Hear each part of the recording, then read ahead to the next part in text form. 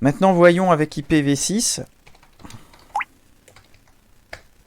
Donc là, on remarque que ça se ressemble pas mal à ce que j'ai fait tout à l'heure, sauf que ici, j'ai modifié la gestion du signal. Donc j'utilise une structure SIG-action avec SIG-action, donc qui fonctionne quasiment pareil.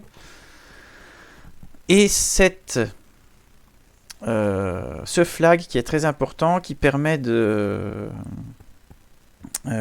redémarrer l'appel aux fonctions bloquantes au moment où le signal est lancé. Donc en fait, ça permet de faire retourner read avec 0 octet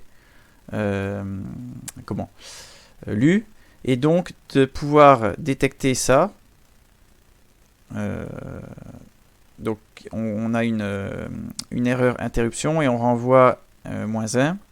Et donc dans ce cas-là de break, c'est-à-dire de sortir de cette boucle pour aller au cleanup ici. Autrement, ça ressemble énormément à l'autre programme, sauf que struct sockddr in devient in6. Les champs sont un petit peu différents, donc on met donc c'est sin6 underscore au lieu de sin underscore ici. Donc là vous avez inet6. Vous avez ce champ de plus à mettre à 0, ce champ là à mettre à 0, et puis ici vous utilisez ifinet6 et puis sin6 addr, voilà.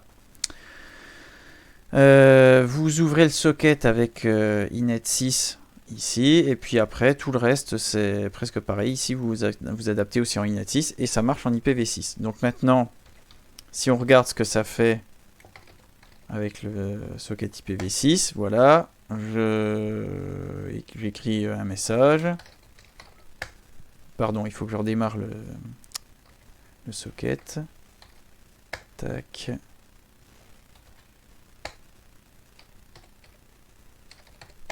Et là, mon message s'affiche. Voilà, donc on voit qu'il y a eu la connexion du 2.2.1 ici.